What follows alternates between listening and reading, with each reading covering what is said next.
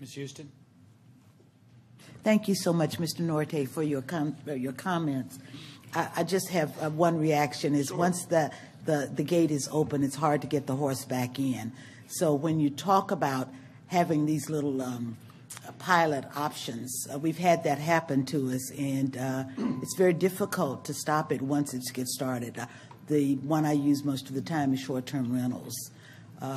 So I want us to be thoughtful about that before we go down that path, because we're the ones that are in a situation of, what do I say, where our quality of life is impacted significantly. And the other thing that I'd like to share is that even though we focus on people in our neighborhoods, they bring cars with them. And so we have to have places for them to park their cars. And that's most often not good on a very small, in East Austin, as you know, the streets are very narrow. And so it's hard to have people double parked on both sides of the street and have access to public health and safety issues. So those are just some of the things on the ground that impact. If you're developing a Mueller site, then you can control for that. But when you're imposing that in a neighborhood, then it has some consequences that are negative. Councilmember Houston, you are absolutely correct. I would completely agree with your comments for the necessity of important planning, and I would even recommend that before we engage in citywide proposals like short-term rentals, we have a pilot program with certain specific neighborhoods and then learn from our best practices before implementing citywide, because I think your concerns are very real. And then as to focusing on people, not parking, I think it goes back to Dan's point about compact and connected not being the same in every specific neighborhood. I think you would probably have more auto-centric development in the more suburban parts of the city, but we certainly are seeing a change in some parts of East Austin, some parts of downtown Austin, where people would like to move away from cars. And so we just need to make sure that our planning, our development is consistent with how people are changing, and not just because we've done this for the last 50 years. Troxclair. I want to continue on the theme of parking. I understand where you're coming from when you say, you know, we need to have our approach to parking may be different, or our approach to compact and connected may be different depending on what neighborhood we're talking about. But from a suburban perspective, even if the development in Southwest Austin allows for more parking, the reality is the vast majority of the people that live down there are commuting to work in their cars. They do not have another way to get downtown. It's too far to walk. It's too far to bike, especially in the summer when it's 100 degrees. And we have really limited public transportation options, hardly any bus routes. So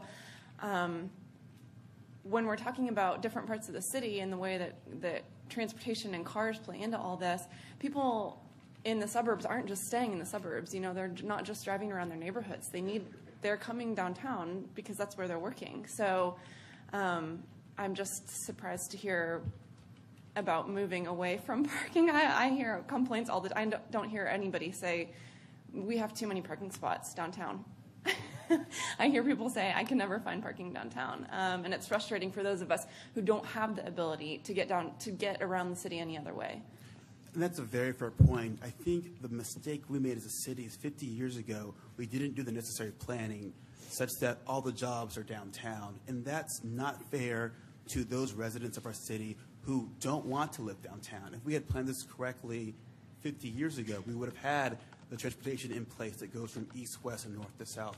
We would have had the job centers outside of downtown and all over the city such that we wouldn't be in this mess. It's unfortunate that we're here now, and the interim will be painful. But I do think the path we're on now is not sustainable, and our increasing growth will exacerbate our traffic problems. Ms. Tovo. Thanks. So I'll start with a compliment since you encouraged them. I appreciate this.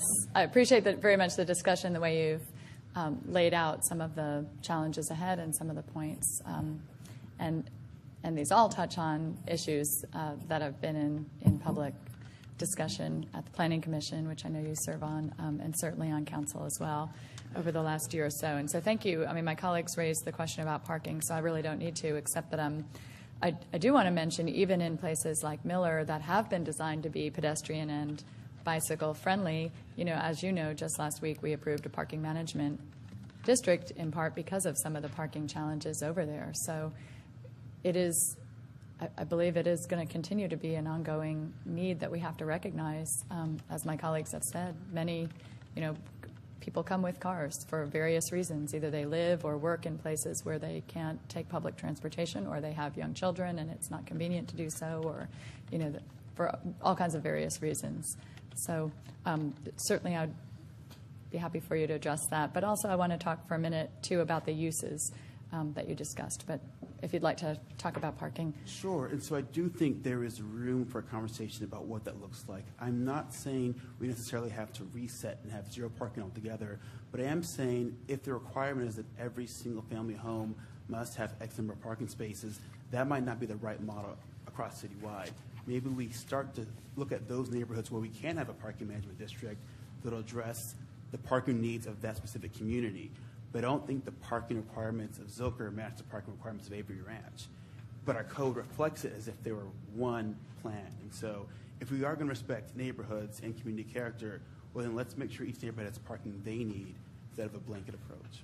I think that's a very good point. I appreciate you making it. And as the accessory dwelling unit and other things that were initiated by the last council come back, I think we will, I hope, have that conversation about context and allowing those discussions and decisions to be made on a context basis. So thanks. I do want to get back to the uses versus structure, because on some, and you've acknowledged in your response that there are certain uses that do impact, the surrounding businesses and the surrounding communities. You mentioned a couple adult-oriented businesses. That's certainly something that's being discussed in the last couple of weeks. But, there are a lot of uses, I think, that do have particular impacts on the surrounding businesses and the surrounding communities. So can you help me Sure. understand better? I know that we're moving toward a hybrid form-based code approach, but it isn't really just all about what the building looks like. I mean, the uses that happen within that building certainly have an impact on their neighbors, both businesses and residents. Mayor Pro Tem Tovo, you're absolutely correct, and I appreciate you bringing up that point. And so from my perspective, I look back at when we originally had use-based zoning, it was predominantly based on health and safety concerns. Back when we lived in the industrial age, we had factories next to single-family housing, and we were concerned about the environmental health effects. And now that we've moved away from the more industrial age to a much more tech-savvy age in our development, my fear is we've kept the use regime even though it's not as applicable today. And so by all means, we should not eliminate uses. But I do think when neighborhoods try to require specific uses and then prohibit everything else, they don't really mean to prohibit all uses. They just want to get a sense of what's coming, right? And the ability to have the default of saying we generally will let all uses come in except for the ones we know we don't want.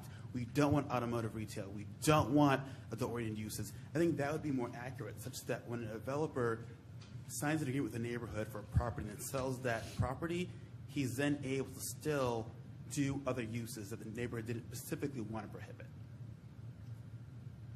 Did that answer your question, Mayor? Sort of. I think we see a mixture of both Sure. coming forward. I mean, and when you see uses prohibited, it's typically because they are automotive uses or pawn shops or uses that various people think are incompatible with the uses around them. So, but I appreciate your points. It needs to be a balance. Right. Thank you, Councilmember. Mayor Pro Tem, rather.